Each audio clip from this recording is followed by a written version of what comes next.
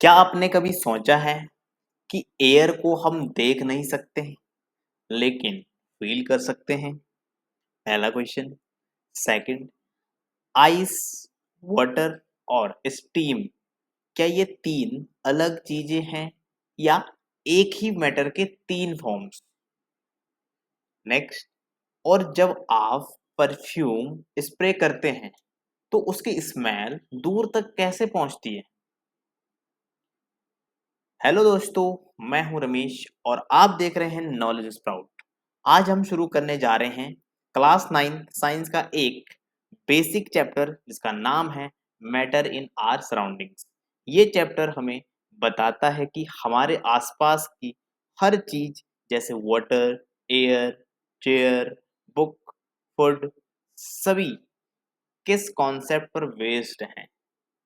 आज के सेशन में हम जानेंगे what is matter, what are the characteristics of particles of matter और मैटर की डिफरेंट स्टेजेस, कि मैटर की कौन कौन सी स्टेजेस होती है, जैसे सॉलिड है, लिक्विड है, गैस है, कैसे एक दूसरे में कन्वर्ट होती है। तो चलिए एक नए नजरिए के साथ शुरू करते हैं मैटर इन आर सराउंडिंग्स, जहां साइंस मिलेगा रियल लाइफ एग्जांपल से। तो जैसा कि आप देख पा रहे होंगे स्क्रीन पर, सबसे पहला question, what is matter? Matter क्या होता है? तो मैटर होता है जो स्पेस ऑक्यूपाई करे, ठीक, और ऐसे ऑब्जेक्ट जिनका मास हो। जैसे आपके पास एग्जांपल के लिए जिस भी टेबल पे आप अभी लिख रहे होंगे, है ना, जिस भी चेयर पे आप अभी बैठे हैं या फिर सोफे पे बैठे हैं, ठीक है, और आपके हाथ में पेन होगा या फिर पेंसिल होगी, नोटबुक होगी, ये सब क्या है? ये मैटर ही तो है। क्यों? इनकी फिक्स, ये जो क्या कर रहे हैं, स्पेस ऑक्यूपाई कर रहे हैं, ठीक है, और इनका मास भी है। तो ऐसी सभी चीजें क्या होती है आपकी? Matter. It is made up of tiny particles. ये कैसे बने होते हैं? बहुत स्मॉल पार्टिकल्स से बने होते हैं, that are invisible to the naked eye, जिनको हम नेकेड आई से नहीं देख सकते। This definition encompasses everything around us, from the air we breathe to the water we drink, right? For example, the chair you sit on and the food you eat or are matter। ये सभी के सभी क्या है? Matter है, ठीक है। तो आई होप आपको ये समझ में आ गया होगा कि एक्चुअल में मैटर होता क्या है, ठीक है। अब हम जानेंगे characteristics of particles of matter. अब ये क्या है? इसके अंदर आपको ये समझना है पहले कि पार्टिकल्स आर वेरी स्मॉल। अब इसका मतलब क्या है कि वेरी स्मॉल मतलब even though they are not visible, मतलब वेरी स्मॉल का मतलब ये हुआ कि ऐसे पार्टिकल्स जिनको हम नहीं देख सकते, राइट? कैसे? नेकेड आई से। These particle are so small that they can only be seen under powerful microscopes. For instance, a grain of sand consists of countless tiny particles। मतलब अगर आपके पास सैंड के पार्टिकल हो, क्या आप उनको काउंट कर सकते हैं? नहीं कर सकते। क्यों? वो बहुत स्मॉल है, ठीक है। तो आपको यहाँ पे ये समझना है कि जो वेरी स्मॉल पार्टिकल्स होंगे उनको हम विदाउट पावरफुल माइक्रोस्कोप्स के बिना नहीं देख सकते हैं, ठीक है। क्यों नहीं देख सकते? क्योंकि उसके जो पार्टिकल्स है बहुत स्मॉल है, जो कि हम नेकेड आई से नहीं देख पाते, ठीक है। नेक्स्ट आपके पास है particles have space between them. अब इसका क्या मतलब हुआ? This space allows the particles to move closer और फर्दर अपार्ट। मतलब कि जैसे इसने बोला कि particles have space between them, ठीक है, तो क्या मतलब हुआ कि यानी कि this space allow the particle to move, यानी कि जो ये इनके बीच में स्पेस की बात करा ना, ये स्पेस क्या करता है? पार्टिकल को मूव करने के लिए अलाउ करता है, ठीक है। Which is why matter can change states.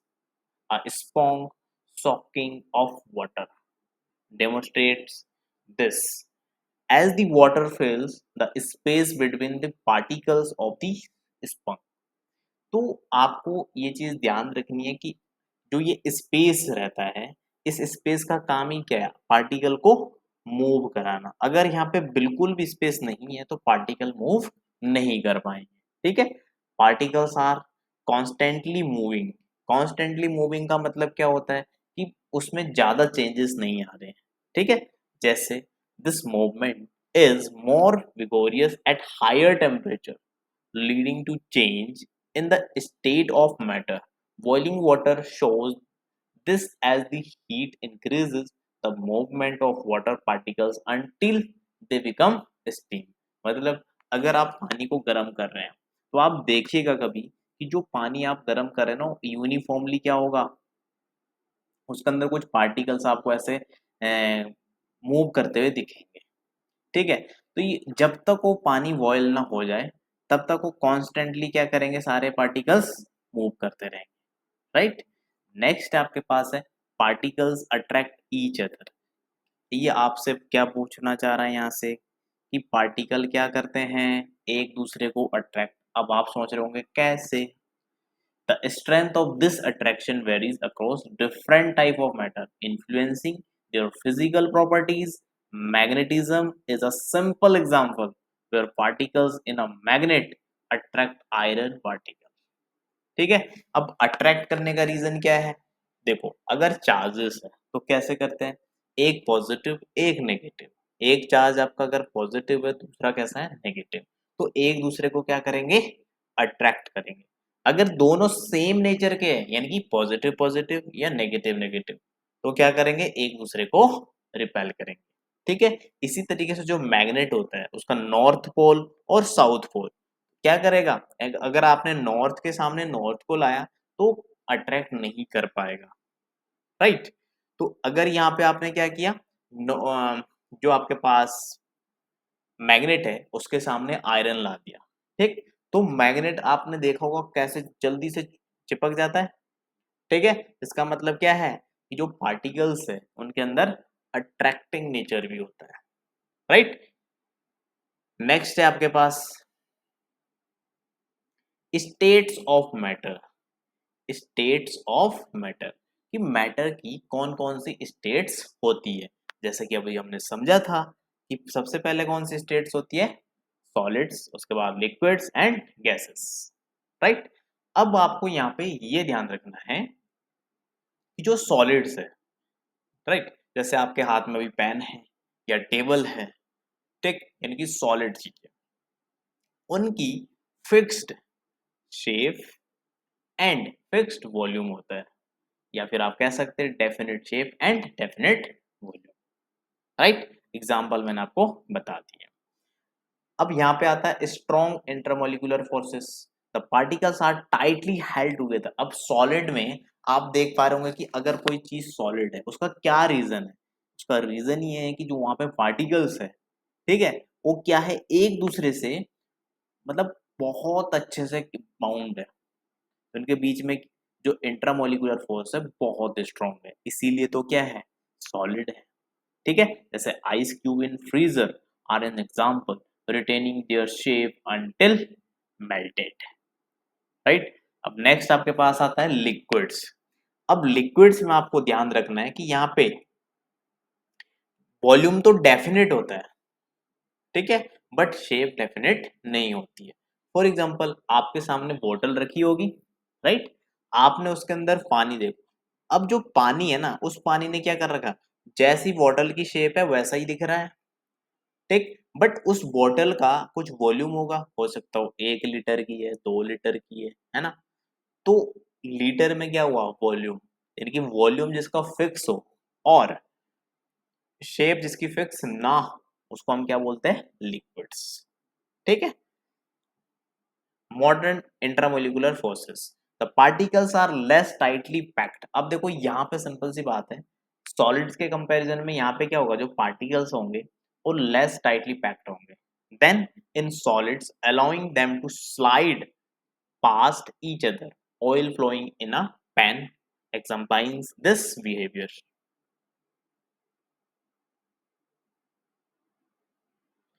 Next आपके पास है गैसेस। गैसेस क्या है, अब यहाँ पे आपको ध्यान रखना है गैस का ना तो फिक्स वॉल्यूम होता है और ना ही इसकी फिक्स्ड शेप होती है। gases expand to fill their container completely. The air in a balloon will fill and take the shape of the balloon. Weak intramolecular forces, weak intramolecular forces रहेंगे यहाँ पे। क्यों? जब यहाँ पे ना तो फिक्स शेप है ना ही वॉल्यूम है। इसका मतलब जो यहाँ पे पार्टिकल्स है वो फ्रीली क्या करेंगे, मूव करेंगे। जब वो फ्रीली मूव करेंगे तो इसका मतलब क्या हुआ, इनको रोकने टोकने वाला कोई नहीं है। रोकने टोकने वाला कौन है? इंट्रामोलिकुलर फोर्स, जो कि यहाँ पे कैसा होता है, वीक होता है। तो अगर इंट्रामोलिकुलर फोर्स वीक है तो उस कंडीशन में जो पार्टिकल्स है वो क्या करेंगे, फ्रीली मूव करेंगे, right. In high compressibility helium in a balloon demonstrated this as it can be compressed or expanded, right. Fourth जो आपकी स्टेट है उसका नाम है plasma, ionized gases. Plasma is state of matter where gases are ionized, ठीक है। यहाँ पे प्लाज्मा कौन सी स्टेट है, जहां पे गैसेस क्या करती है, आयोनाइज करती है। Meaning the particles are electrically charged, मतलब क्या हुआ इसका, कि जहां पर जो पार्टिकल है वो आपके क्या होंगे, इलेक्ट्रिकली चार्ज्ड होंगे। It is found in fluorescent lights and stars, ठीक है, ये इसका एग्जाम्पल है। नेक्स्ट हम समझते हैं बीईसी, सुपर कोल्ड स्टेट, ठीक, occurs at extremely low temperature. भाई ये स्टेट कब आएगी, जब आपके पास क्या होगा, एक्सट्रीमली लो टेम्परेचर है, where particles are almost motionless and behave as a single quantum entity. This state is mostly observed in scientific experiments, right? Next है change of state.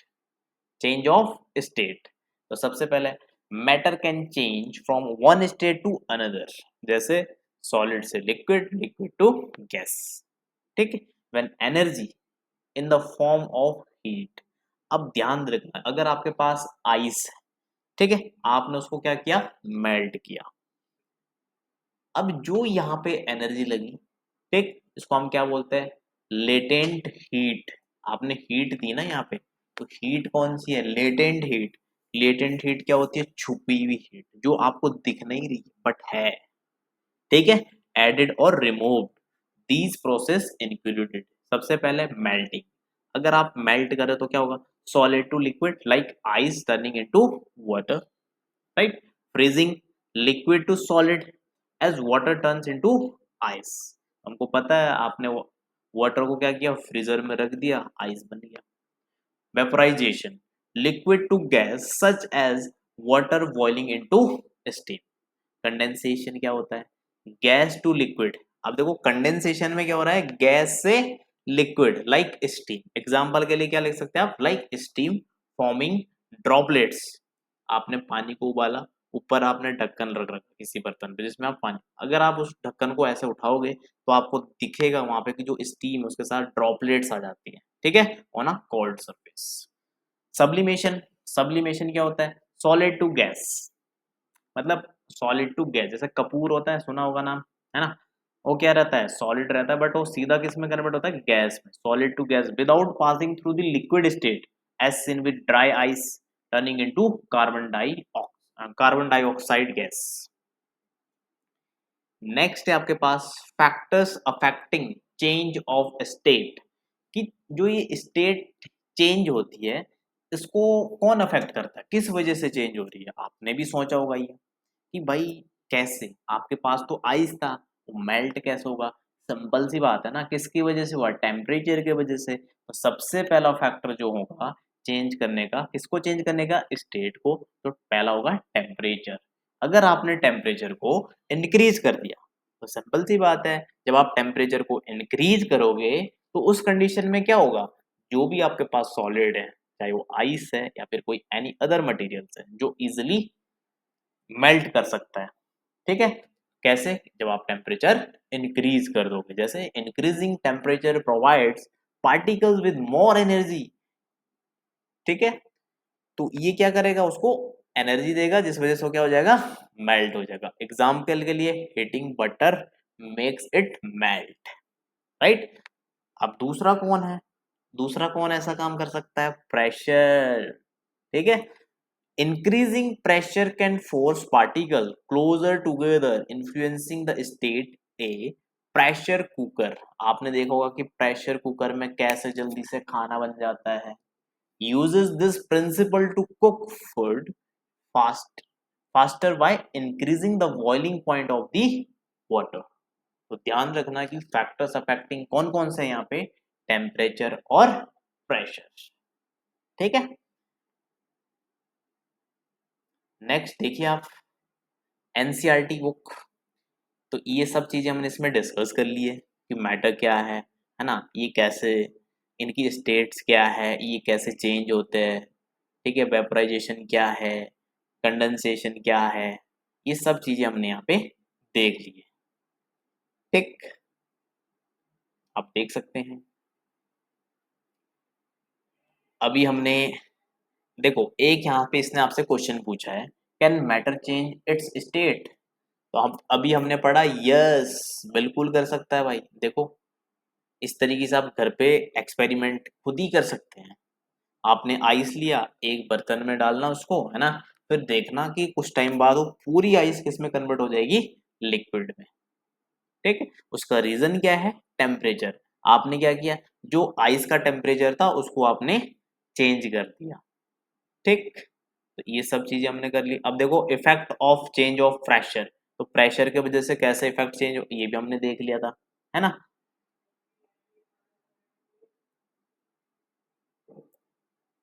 इवेपोरेशन हमने समझ लिया। तो आपके पास इतने टॉपिक है, जितने टॉपिक है सारे मैंने आपको बता दिए। अब आप मुझे एक होमवर्क करके दोगे। क्या होमवर्क रहेगा आपके लिए? वो रहेगा छोटा सा होमवर्क, ज्यादा बड़ा होमवर्क नहीं। क्या है ये, देखो एक्सरसाइज है ना आपके पास, तो इसने लिख रखा convert the following temperature to the Celsius scale. ठीक है, पहले मैं इनके आपके लिए फॉर्मूले लिख दूंगा, आपने क्या करने हैं, ये सारे कन्वर्ट करके दिखा देने हैं। ठीक, तो आप फॉर्मूले लिख लीजिए। पहला इसने लिखा convert the following temperature to the Celsius scale. पास क्या रहने वाला है, देखो K is equal to 273.1 plus degree Celsius. तो आप क्या करोगे, इसने बोला convert the following temperature to the Celsius. तो केल्विन की जगह आपको वैल्यू दे रखी है जैसे 293, तो आप क्या करना, 293 यहाँ पे लिख देना।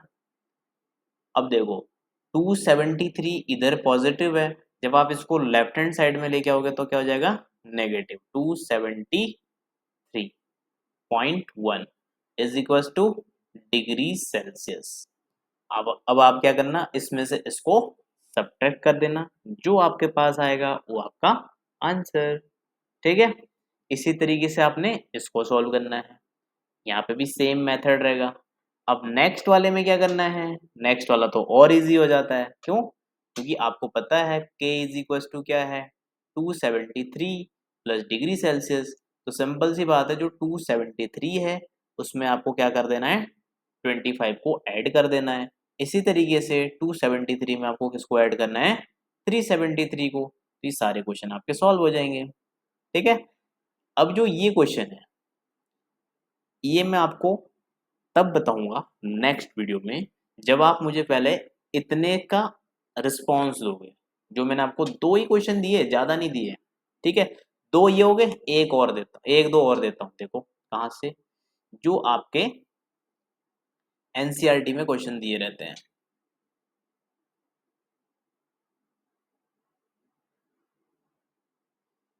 इनको आपने जरूर ट्राई करना है। इस टाइप के क्वेश्चन, जैसे यहाँ पे 5 क्वेश्चन है। ठीक है, what type of cloth should we wear in summer. Take why we able to sip hot tea or milk faster from saucer rather than a cup. Why does a desert cooler cool better on hot dry day? Why should we wear cotton clothes in summer? तो आपको ये पता होगा क्यों।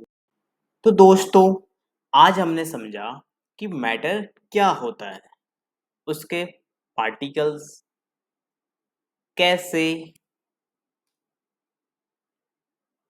Behave करते हैं, और कैसे टेम्परेचर और प्रेशर से मैटर अपना रूप बदल देते हैं। ये चैप्टर आगे जाके केमिस्ट्री और फिजिक्स के कॉन्सेप्ट पे का फाउंडेशन बनेगा। अगर आपको वीडियो पसंद आया हो तो लाइक ज़रूर कीजिए, कमेंट करके अपने डाउट पूछिए और अपने दोस्तों के साथ शेयर करके उनकी भी मदद कीजिए। और हाँ, अगर अब तक नॉलेज स्प्राउट को सब्सक्राइब नहीं किया है तो अभी कर लीजिए और बेल आइकन दबाना ना भूलें। Thank you so much.